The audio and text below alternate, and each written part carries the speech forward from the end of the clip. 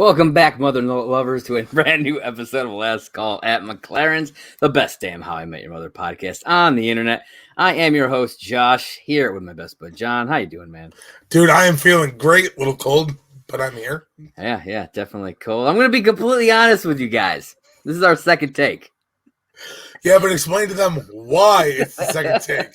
So we started doing our thing. We got, into the first scene of the show.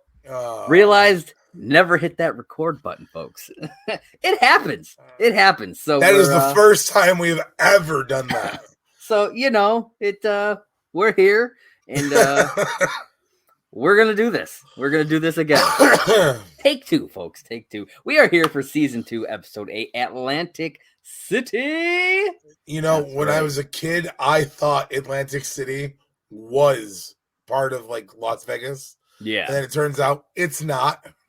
Yeah, I know people used to always kind of reference I'm going to Reno. And I know Reno, Nevada is a thing, and I don't know if they're actually the same. I don't when they talk about that, because I always used to think that Atlantic City and Reno were the same thing. I don't know. I mean, I will say this though, it's really kind of cool to think about it, because when you're a kid, you think about things in great distance, weird time inevitabilities, but Atlantic City for us is literally probably well, for you even more close because you're in upstate New York, where I'm in Western New York still. But for you, it's probably a 2-hour drive. No, it'd be 6 getting all the way over there, yeah, to Jersey, yeah, because New York is 4.5, I think. Oh, okay. See, I feel for me, it'd still be longer though.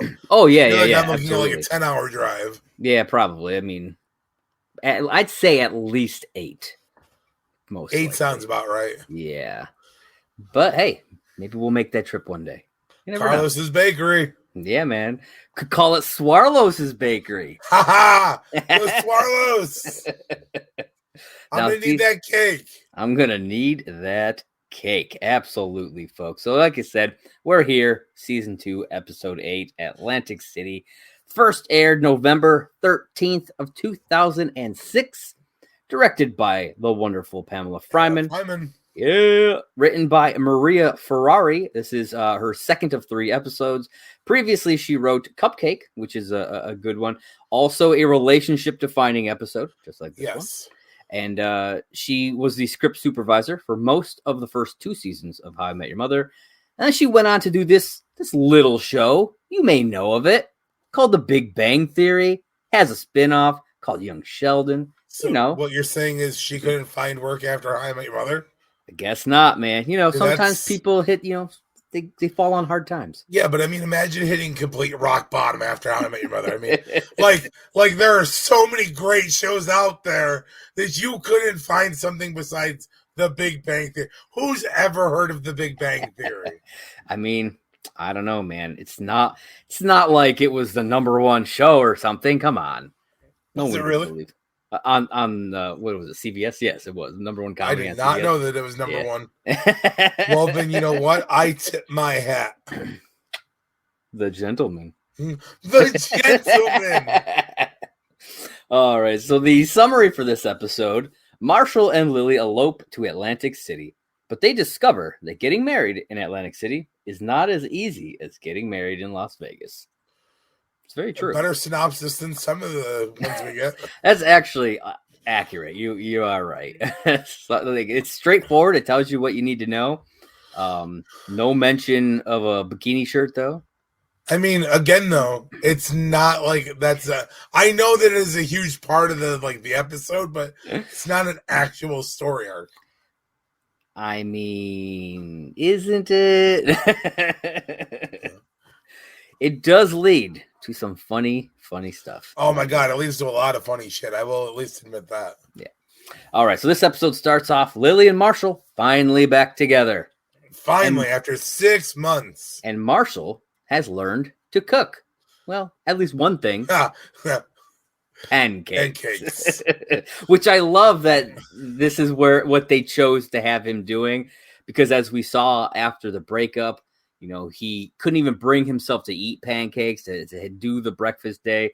And then after he kind of became okay with everything and started to move on, he was able to cook pancakes, but they were terrible pancakes. Yeah, but I mean, like, in the same instance that he learned how to cook pancakes, you've been single for 6 months and all you've learned how to cook is fucking pancakes. It's true, It's a little sad. Like, I mean, cooking isn't that difficult, really. No, it's really not. Like, can Marshall not cook even just like boxed food? I was gonna say, can he not boil pasta? Yeah, boil pasta, throw some freaking sauce in a pan and heat it up. Boom. Like, you got a simple I'm not pasta saying dish. you have to be a gourmet chef in 6 months. That's a little ridiculous. I'll admit that myself. But they have meals in a bag that you literally just rip the bag open, dump it into a frying pan, heat it up, and it's ready to go. Yeah. You boil off some pasta, throw a little bit of sauce in there, like you said, boom, you have yourself some kind of pasta dish. Yeah, it's simple, you know. I mean, I'm not even going to go with something a little bit more complicated like rice. Rice takes some talent to cook. Yeah, Either you can or you can't. That is why I still own a rice cooker. Listen, though, your rice in the rice cooker has always come out like superb. It's true. Like very close to being sticky rice. And that's the way I like it. And that's the way, he likes it. Yes. And so as they're, having their breakfast, Lily makes a comment about how lucky she is to be marrying a guy who has range, who can make pancakes and all this stuff. And it gets a little awkward there because they haven't had this talk. It's been 6 to 7 months or whatever, and a lot happened in that time, obviously. But do you really pick right back up? Well, and that was, I love that we missed all this banter from the first part. We were talking about this when we were recording the first time. Like, this mirrors later on with Ted and Victoria. Like, do you unpause at this point? Do you start fresh? Do you backtrack a little bit? Like, at what part of the relationship, being in a 10-year relationship with somebody, do you jump back into knowing that you were engaged to be married? Yeah. Like, you were literally like, hey, we're super happy. We popped the champagne. I stabbed my fiance. Like, at what point of the relationship do you go back to? Yeah. Yeah, it's wild. And as we talked the first time, I was like, normal people wouldn't do this. And then what was your reaction? I was like, but they're not normal. There are 5 people living in New York City who somehow always manage to end on the upper side of what is normal. That's right. I mean, take Barney, for instance. Barney has a job that he gets paid mega buckloads to, please. Yeah. Marshall, you barely ever see Marshall work a day. He's always studying or he's in between I don't think he works right now. Well, no, but even when he does work, you don't ever actually see him do work. Yeah, it's rare. Yeah. I think we ever see him go to trial twice during. Yeah. There's that one episode where he's working at the environmental office and they're just doing random shit because they're thinking that they're gonna wind up getting yes, and they're always getting cake. Yeah, cake or remember they were throwing phone books at each other or some shit. Yes. But him going to actual court, the only times I can actually think about it, it's Frog Lake. Frog Lake. When he goes up against Joe Manganiello's Brad. Yeah. Does he go to court any other time? I can't honestly remember another time where he I can't think of anything off the top of my head. Yeah. But I mean they always manage to somehow there's even the moment where Robin finds out she's about to be deported because her visa expires. Yeah. And somehow manages to, everything falls into place right before she would be deported. Yeah, that's true. That's true. And you talk about jobs. I think Robin is the one who we see her job the most. Yes. You know what I mean? Well, her and Lily. Even Lily, not as much as we see Robin. That is true. Yeah, I think Robin is because we'll randomly just get a shot of her at the studio. Yep. In this episode, we get that. Yep. And so it's we definitely see her job the most, which I think is interesting. I don't know if there was a reason for that, but I don't know. It's just an interesting side tangent. Yep. All right, so back into the episode. They both want to get married again. They still want to get married. And Marshall says, you know what? It's time for you to propose this time. Yep. And he gives it to her, doesn't he? Oh my God, does he? Makes her fucking get down on one knee, say a little something, maybe have some tears in her eyes, and then they consummate. That they do, and it just calls right back to the pilot episode where they have some floor sex after the first engagement. They get up, all messy and shit. Boom, happens again. We get another food reference in here with the Mrs. Butterworth. Though can't look Mrs. Butterworth in the eye after that. Yeah, still wish that it had been another Pop-Tart reference. I thought there honestly was. For some reason, I remember there being another throw out to the Pop-Tart under the fridge, but I guess I just wanted it to be there. I wonder if there's a throw out like in a different episode. You know, that's possible. Maybe. And maybe you're just remembering something from a different episode. And that would be funny. Kind of linking it to this one because of that. It would be funny. I would love to see that come back. And again, like I said, I wanted it to be there in this one, but we got a little different food thing. So, you know, that works too. We did indeed. Yeah. So now they are engaged again and they're happy until they realize that they have to tell their families now that the wedding is back. Yeah. Dude, and I can't picture having to make those phone calls to where you're like, yeah, so, you know, yeah, we split up for 6 months. Now we're back together. Well, like, I think it's like here. It might be here just a little bit later on, but we get a little shot of Marshall calling, like he's on the phone with somebody. No, you're right. No, that's right here. Right here. Telling them about what happened and everything. He's like, he's upset and everything. And then he's like, the person on the other side says something bad. Like yeah, because he's like, he goes, what do you even call someone like that? And he's like, whoa, I can't even believe you'd say that or use that language. Grandma. And then he's like, yeah, grandma. And I'm like, I love that. And it makes me wonder, did she say the C word? I could see it. Because that's like the heart, like later in this season, we get that episode with Ted. Oh, yeah. With the Grinch episode. And that's really what he's saying is the C word. And so it makes me wonder because it's obvious that they find that word to be pretty bad. So I'm not because I can't really unless she said a string of things that were like really bad. But if it was just like a single word, I feel like that's probably what it was. Well, think about it this way. There are a lot of things that an older generation would say that wouldn't necessarily be what our generation would say. And it would come off so harsh because, like, your generation, like think about when Dad was alive. Dad would not have sugarcoated shit. That's true. His generation would have been like, oh, you want to know what I think about her? Well, let me tell you about little Miss Prissy, fucking bitch. She fucking broke your heart. She was a whore.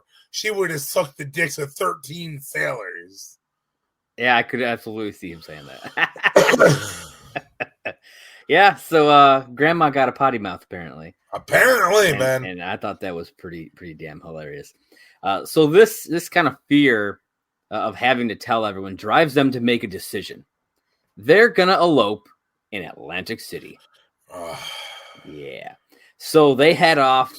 They show up at Metro News 1 to tell Robin she's in the middle of broadcast. Stop the news! Stop the news. She decides to go with them because apparently they're just going to let Mike, the camera guy, be in charge of reading the news. I love how they're like, Mike, can you read? And he's like, can you read? I can read well. Like, that is very convincing, Mike. Yeah. I'm just like, apparently her job really does not mean anything, really. Well, I mean, at this point, she's still doing the fluff pieces and shit like that. She ain't doing serious news yet. Yeah. No, I mean, I think she was doing some anchor stuff, but she's not the big time, anywhere near the big time that she becomes later on. They just don't care. And I don't know what her time slot is. Like, what time is it? You know, it seems like it's It had to have early. been daytime. I mean, It's like she's not doing the evening news. It's like she's doing the afternoon news, and most people are at work. right, Who the fuck's watching the afternoon news, really? right. You know, so I think that's probably why they don't really give a shit. So then they go over to Ted. He's at his firm, and he's not sure that he can leave. Yeah. But Lily convinces him. And I found something funny on my third watch, actually. I wonder if it's the same thing that I found funny. He says, if they tell the story, leave the part out where he hesitates. But yeah, he's telling his kids. Yeah, he's telling the story. And I'm just like, yep. Ted, what are you doing? You're literally telling the story. And like, it's not like in How I Met Your Father, where future Sophie does this same sort of thing, but she's like you hear her be like, oops. Like she addresses the fact that she's telling it the way that she wasn't supposed to tell it. You don't get anything like that from future Ted. It's just kind of left.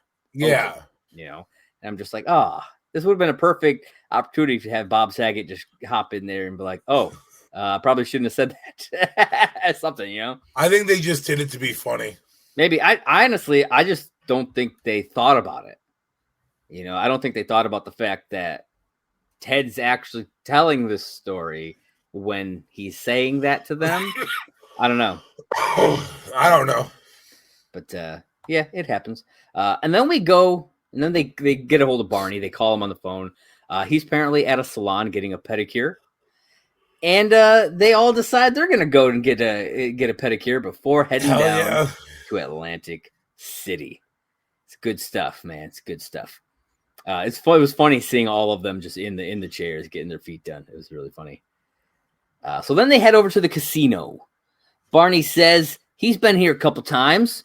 He runs into a couple of Asian guys he knows. Dude, I love that. Obviously, they use the whole legendary thing, but in Chinese. Yeah, he's like, and then he's like, Daddy. I love that. Yeah. I apologize for my very racist Chinese man, but yeah, you probably shouldn't. But you know, it's legendary. It is. It is legendary. So something obviously up there. Then they spot the chapel, but Lily starts kind of freaking out a bit because she's like, "I need a veil and I need a bouquet." And Robin needs to change because she can't look more pretty than the bride. Yep, she looks too good in that outfit. And I wrote in my notes, this leads to one of the funniest parts of the episode. I mean, it kind of does. I love the shirt part because everything that happens, like Ted and like I don't know, it makes me laugh every time she catches him just staring at it. I mean, it's hilarious. Yeah, because there are moments where like she catches it, but like there's no dialogue. Like there's just looks on their faces between the two of them. That is true. I'm like, that's good. That's good acting right there. I'm really liking what they're doing here. So they take off, and the guys decide they're gonna go gamble instead of finding a veil. But Barney wanders off and says he's gonna go find that veil. But if you look closely, as he's walking away, you can see the woman wearing the veil. That he gets. Yeah. It's in the I was like, on my third watch through, I'm watching because I was like, I wonder if you can see it. Because he gets it really like right away. Yeah. Within seconds. And so like he's walking like down like a little different corridor or whatever of like slot machines. And you can see like the back of a woman's head wearing a veil. Yeah. I was like, okay. They actually, because like they didn't have to put that in there. No. You know, they didn't have to explain where he got it from or anything like that. But she's in the episode, like she's there, visible. You know, it's real quick, but it was visible. I thought that was a nice little touch that they did. So he, like I said, he gets the veil, and they decide that they have 18 minutes left. What are they going to do with that 18 minutes, John? The strip club. Yeah, Barney's gonna officially throw Marshall a bachelor party at the casino's strip club, because you know Barney's gonna go to a casino. He's gonna go to a casino that has a strip club. Of course. You know it. That's the truth. But they're not going to tell Lily. No. Well, they say that. I'm going with where we're at in the episode. It's true. They're not going to tell Lily. They're not going to tell. So then everybody meets up at the chapel, and then almost instantly, Marshall just couldn't. Dude, Marshall rolls so he does fast. So fast. He's like, yeah, we found your veil, and it took exactly 18 minutes. We didn't go to a strip club. We went to a strip club. But I didn't get a lap dance. I got a lap dance. I got a lap dance. Like, I love how Barney and Ted are both like, come on. Like, yeah. And then Lily's like, oh, that's okay. It's the last lap dance you'll ever have, you know? Yeah. I wanted to get your thoughts on that concept. Of her controlling, like... Yeah, the idea of... I mean, I can understand maybe the lap dance thing, you know, because that's a bit more, like, intimate in the setting. But, like, what are your thoughts on, like, if your girl's like, you're never allowed to go to a strip club? I'm just curious. That. I will go where I want, when I want. Yeah. I agree, because, like, I wouldn't have a problem if she went to one. You're also talking to a guy, though, who dated a stripper. That's true. But like I said, I wouldn't have a problem if, like, my girl went to a strip club. I mean, I wouldn't give a shit if somebody went to a strip club. I mean, it is what it is. You're going and watching somebody strip. Just don't be robbing later on and throw a 20. Yeah, there you go. It's like, am I supposed to tell them, oh, you're not allowed to watch Magic Mike? Because, I mean... Right? If you can watch it on a screen or you can watch it in person, what's the difference? So here's the thing that would really bug me about that. Okay, like, I don't like controlling partners to start. Like, if I'm going to do what I want to do, and if I want to go to a strip club, what's it going to hurt? I don't technically think of strip clubs as cheating. I understand why some people do. I'm not going to draw the line in the sand and make this huge argument. I don't either. If people consider strip clubs cheating, then they have to consider watching porn cheating. Most people do. It's the same thing. It's actually not as bad as watching porn. Most people do, though. That's what I'm saying. Like, but you're also, again, though, you're talking to a guy who doesn't watch porn. I don't like porn. So I guess I fall into a weird category there. Because I'd love to go to a strip club and watch some random girl shake her tits in my face. But I'm not going to enjoy watching porn, so... Yeah, but you look at pictures and stuff, and I know that. I mean... And so it's the same thing. It's like looking at an image versus looking at it in person. True. You know what I mean? There are people who think one is okay and one is not, and I'm just like, well, like, as long as they're not all up on me, what's the difference? True. Realistically. I mean, I'm coming home to my person at the end of the night. I don't see where it matters. Yeah, I mean, as long as you're not actively cheating, that's a different story. You know what I mean? I don't know. Let us know your guys' thoughts. What do you think? Are strip clubs cool?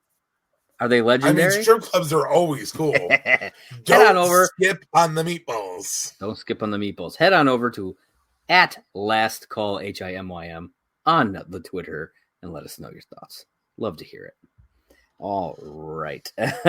So, Robin then walks over, and she's in this novelty shirt of a woman in a bikini. It makes it look like she is in a bikini, and Ted just can't stop staring at it. And I think that's starting to be storyline. Yeah, and this is a thing that is like a running gag that goes throughout the whole episode. All the way to the very last scene. Yep. This runner goes. But when we actually get to the chapel, they go to get married. There's a catch. In New Jersey, it takes 3 days to get a marriage license, so they cannot elope. This is not Vegas, folks. There are no quickie weddings in Atlantic City. They're there. They choose Atlantic City for the ambiance. Apparently, the white sand beaches and the keno, as the lady points out. It's funny because as they're talking, she's calling out numbers. Yes. And did you catch Barney during this? A couple of different times. He like pulls a little slip out of his pocket. He's like, oh man. And he keeps on being like upset because he's not getting his numbers. Yeah, that was a nice little, because like they don't like focus on it at all. Nope. He's in the back, and they're but it's a nice. It's starting to show us that Barney's got this gambling thing. You know what I mean? They're starting to show us things. Because like right away, he's gambling. We didn't see him get a Keno card. Like we didn't see him pick up a thing, but he did it somehow and is on his way.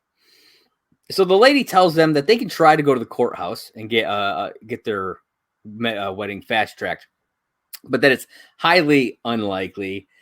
And so they go. Ted's still staring at Robin's shirt boobs.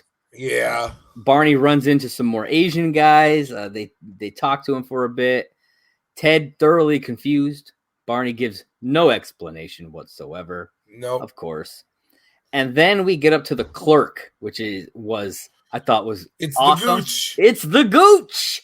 For those of you who don't know what we're talking about, go watch Scrubs. This actress plays a character on Scrubs called the Gooch. Yes, it's awesome. But I gotta say, man, if I ran into somebody like her, I would probably want to knock her out. I mean, I'm not gonna lie, I probably would have verbally abused that poor kid. Yeah, I'm just like, you just don't. What are you doing? Just stop. I was gonna say all that person was doing was opening themselves up to being like, like me having a temper problem. I would have lost my shit after the second one.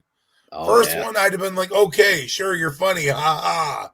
Yeah. And then she'd be like, oh, that's what I would have said if. And I'd have been like, okay, now you're not fucking funny. Stop fucking around with me and let me fucking talk to a judge or something right now. Yeah. Yeah, it's just like, no, like, this is not the time to be funny. No. It's just, I don't know why they went that route, but it's like, I love the actress, hated that character. Hated that character so much. Agreed. And after getting nowhere with the Gooch, they sit down on a bench to kind of figure things out. And I liked this, but I think it would have been funnier if they had actually matched the clothes a little bit more.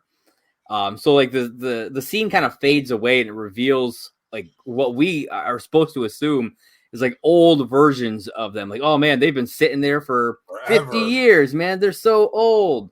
But really it's just some random old people who took their bench because they got up to get a snack. I think the Marshall version is like wearing pretty much the same clothing. He's got like the same like sweater on and whatnot. But like, it's so obvious that the Robin one is completely different. She's wearing like a red pantsuit, I think, whereas Robin had the bikini shirt on. Yeah, I was gonna say she's wearing Robin's before outfit before she puts the bikini shirt on. Yeah, and so it's just like it. I almost wish they had literally put the old lady in the bikini shirt. Would have been funny. Just because like she got it at the gift shop. So it's not like the old lady couldn't have got that shirt. True. I just think it would have been hilarious to see like an old lady just sitting in a bikini shirt. That would have been funny. Yeah, but speaking of bikini shirts, Ted gives Robin that look. Yes, and again, this is where you go back to there's no communication here. It's all just a couple like little looks. Mm-hmm. And Robin's like, really? Here? And Ted's like, why not? And she's like, okay. Yeah. And they go and fuck in a bathroom. Yes, sir, they do. If that's not Similian Marshall shit. Yeah, man. Yeah, absolutely. They're tapping right into that. They I guess this shirt really doing it for Ted. Apparently. Really doing it for Ted. And then they see the judge enter the men's room, and Lily just rushes in after him. Hell yeah, she does. I'm just like, Lily, what are you doing?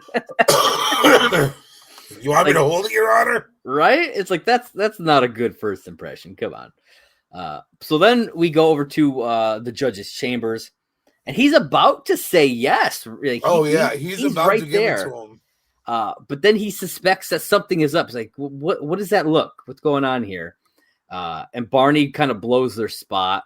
Oh, so fast. He's like, they split up over the summer. Mm-hmm. And then he blows up Ted and Robin's spot. And they had sex in the bathroom. It's like, what are you doing? We're under oath. We're Ted. under oath.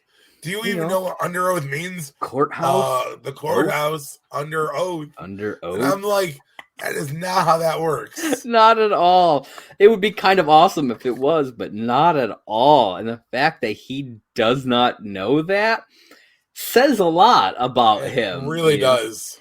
Which is interesting. He's obviously never had much doings in a courthouse. You know what I mean? Because I feel like he would have learned that at some point if he did. But like for this guy who's like, who acts kind of all like worldly and he knows he's sophisticated or whatever, he is naive about a lot of things. It's a blind spot for him. That's all. That we learned later on in the series, he doesn't know how to drive. Like there's a lot of things that he just kind of missed his purview, which I think is true. An interesting character trait for Barney because he acts like he's got everything together, but he really doesn't.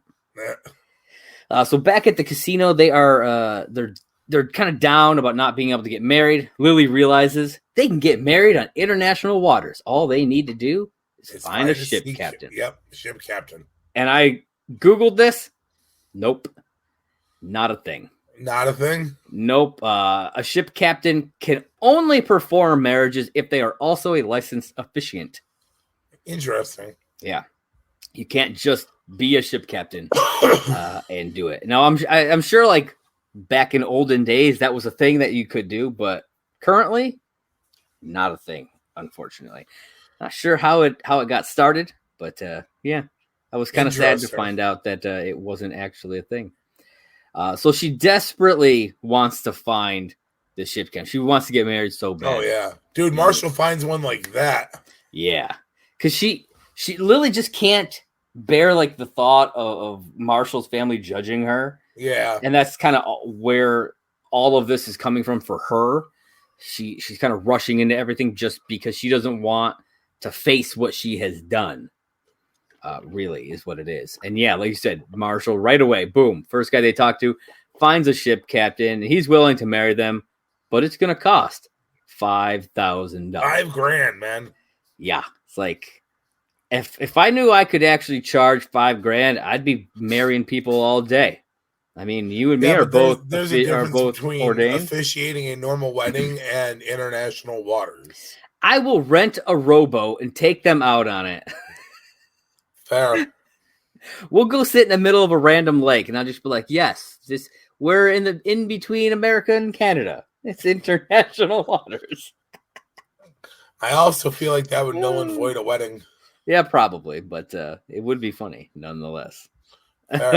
Like, I got my $5,000, not my problem anymore. But yes, so now they need to come up with $5,000. Yeah, and this is where Barney reveals his gambling problem is a little bit more than what he had let on initially. Yes, it is. And honestly, this one kind of makes me laugh because I love how he's like, have you noticed all day today Chinese people have come up to me and been extremely friendly? And Ted's like, yep, and I wasn't going to ask about it. Yeah, he's like, have you noticed that I have not asked about it? So, yeah. I think that it's really funny at this point of the episode too, because they cut to the game. Mm-hmm. We see this game come back. Yeah, it comes back a couple times. Yeah, and I was like, oh man, I forgot that we got this game this early in. And I remember it during the episode where Marshall and Barney go back to Atlantic City during Lily being pregnant. Yeah. Oh, yeah. You know, they're playing it during that episode, and they're playing it during the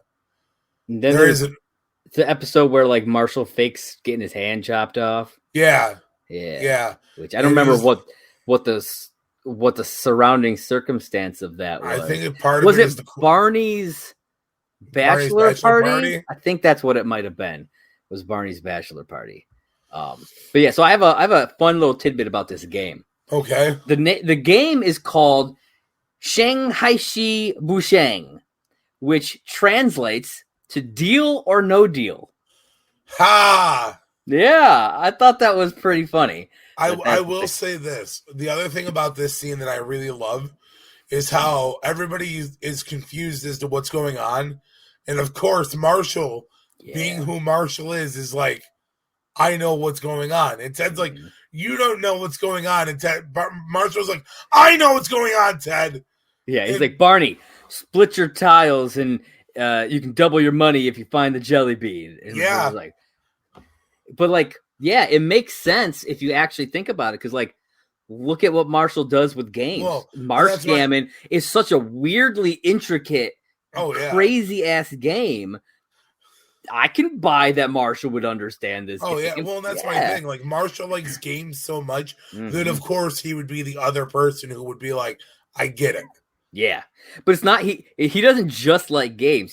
He gets weirdly intricate with the stuff that he makes. It gets wild. And so, yeah, it definitely makes sense. But yeah, Deal or No Deal, which I think is funny because I don't know if you remember that show, but like, of course, they have like beautiful women with like you have to choose the thing or whatever, and so like that's where the whole thing with the jelly bean comes into play in this version of the game, which I think is funny because like the rest of the game has nothing to do with Deal or No Deal, but that part was, and I thought that was really cool that that was what the name of the game, because like I couldn't even remember what the actual the name was, like I had to like listen closely for it, and then I was like trying to like spell it and had no idea what I was doing. And then when I looked it up on the wiki, it like gave me the spelling and everything and said that, and I double checked it. I put it into like a Google Translator, and sure enough, man, Deal or No Deal. I was like, fair enough. All right, that was a cool little detail that they put in there. And so he guarantees, he's gonna get this money, and sure shit, he does. He gets that jelly bean. He gets the jelly bean. I don't know how much money he won. They never actually tell us. No, they don't actually ever tell you. But he's got to win a decent chunk, though. Yeah, I mean, he minimum takes like 3 people off the table. Yeah, I mean, he had to get at least $5,000. Yeah, that's what it was going to take. And so, like, that is a lot of fucking money. Oh yeah, you know what I mean? To just win at this random game.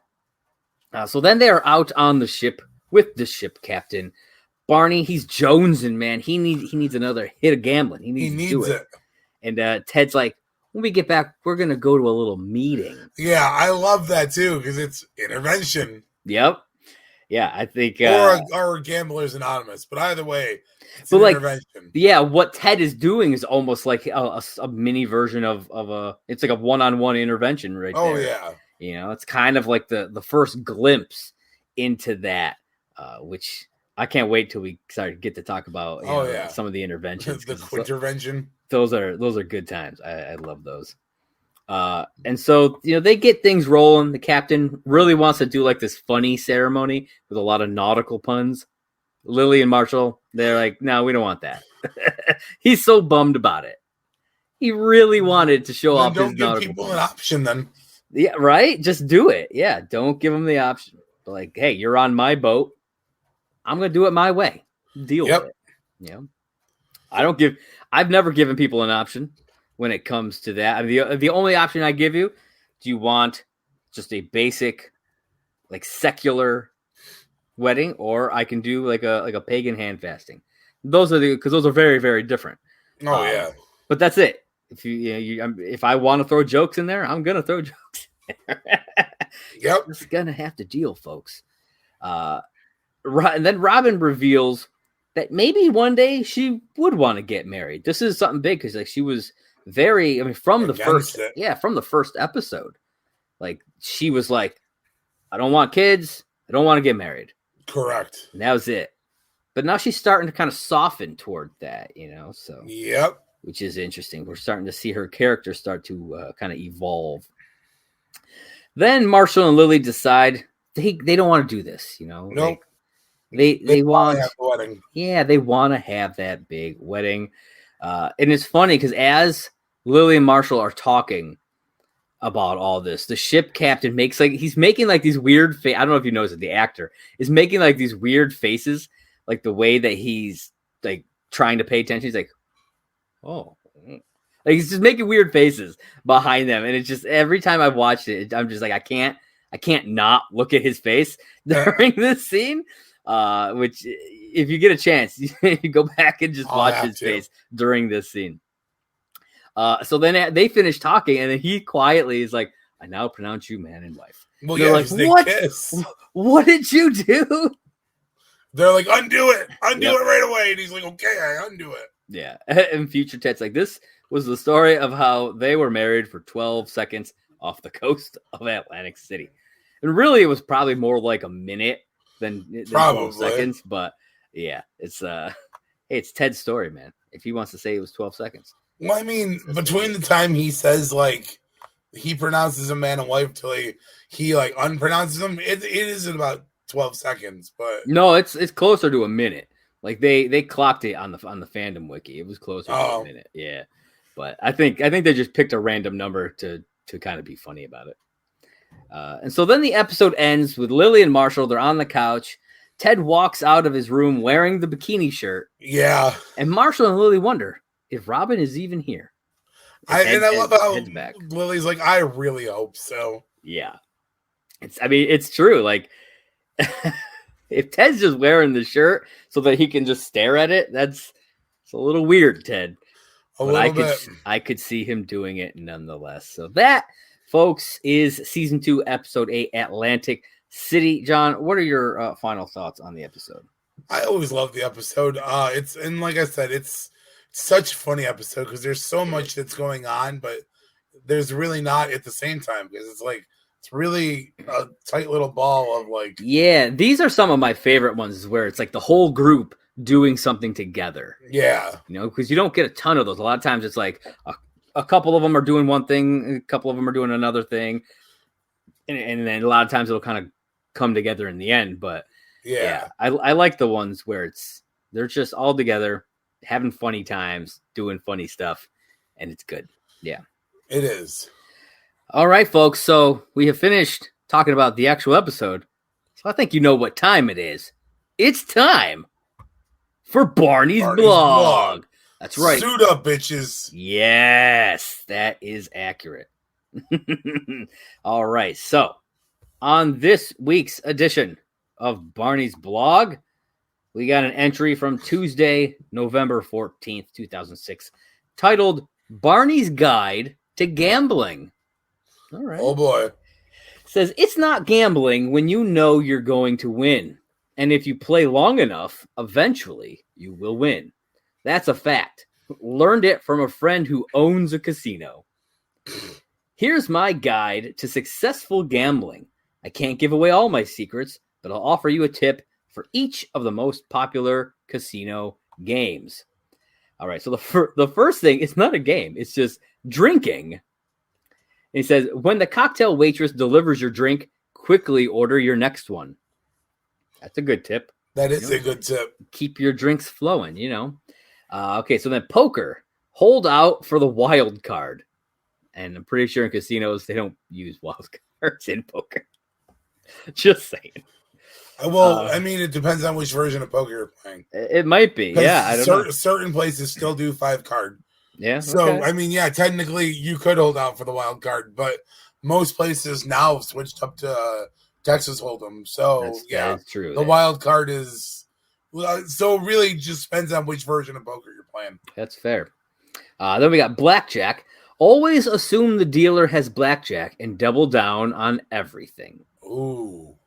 That could be dangerous, but it could be, but that is a solid piece of advice. Yeah. Roulette. Find a table that's hit black 5 times in a row and then bet on red. It's like flipping a coin. Heads 5 times in a row. What are the chances it's heads again on the next flip? Best bet in the casino. This one, just reading what he wrote here makes me laugh. It's slots. All he wrote is hit slots. And I know that makes me like a 12-year-old, but it made me laugh. Okay, then we got craps. It says, observe the game for a while, since it can be confusing. When you're ready, throw some chips around, clap, and shout, yo! Somebody will throw chips right back at you. Yeah, I've never played craps. It does always look kind of confusing to me. I don't know. I understand the basics of craps, but yeah, it's very confusing. Yeah. Then he brings in Jing Haishi Bujing, the game we just saw him play. And his advice for this one, the girl in the red dress has the jelly bean. Now, if this is accurate, why would he just not always pick that girl? And why did he wind up losing one of the next times we see it? You know what I mean? True statement. And I'm interested to when that episode comes up to see if there is a girl in a red dress. Whoa, there. He would have purposely lost because they set him up. Oh yeah, that's right. They were trying to make him think he lost everything. Yeah, that's why Marshall gets kidnapped. And so then I wonder if the girl with the black dress, the girl with the black jelly bean in that episode is wearing a red dress. Something for us to keep track of. I think it'll be interesting if that is the case. Then we have dealers. It says, always seek out the hottest dealers. If you play your cards right, it's cheaper than an actual date. And bonus, since they wear name tags, you don't have to remember her name. Casino War says, always take the high ground, stay out of Central Asia, and control the seas. Okay. And then the last one, the ATM, easiest money in the house. That's why there's always a line. Bet on checking account. Okay. And that, folks, was this week's episode of Barney's Blog and this week's episode of Last Call at McLaren's. John, do you have anything else that you want to say about this episode? No. All right. Then let the folks know where they can find you. Jump on Twitter. Find me right here at Simply Saying J1. It's the Twitter account that corresponds with my podcast and my blog. Yeah. Want to find me other places? Go to Twitter, hit me up, and we'll talk. Yes. And you can find me on Twitter at JP Raynor. That's JPRAYNOR, as well as right down here at Movie Blog Merc. That is the Twitter page for my site, Merc with the Movie Blog. And if you are watching us on YouTube on the Merc with Movie Blog YouTube channel, be sure to hit that like button, smash that subscribe button, and click that little bell so you always know when we drop a new episode. Also, be sure to check out our other How I Met Your Mother show, or specifically How I Met Your Father show on Last Call here. We have been every week going through and doing all the episodes as they come out. So be sure to check that out. And follow us right here on Twitter at Last Call HIMYM. If you want to reach out, send us some messages, do that. If you're listening on podcasts, on Anchor, you can leave us a voice message, anchor.fm/lastcallHIMYM. We'd love to hear your voice messages. We will play them on air. And if you're on the Apple or Spotify, you can actually do a 5-star review and leave a little review. If you do that, we will read that on air as well. Hell yeah, we will. So again, check us out. Twitter, Last Call HIMYM. And that's all I got for him, John. What do you got for him? Ladies and gentlemen, you don't have to go home, but you can't listen here. That's right. Catch you next time.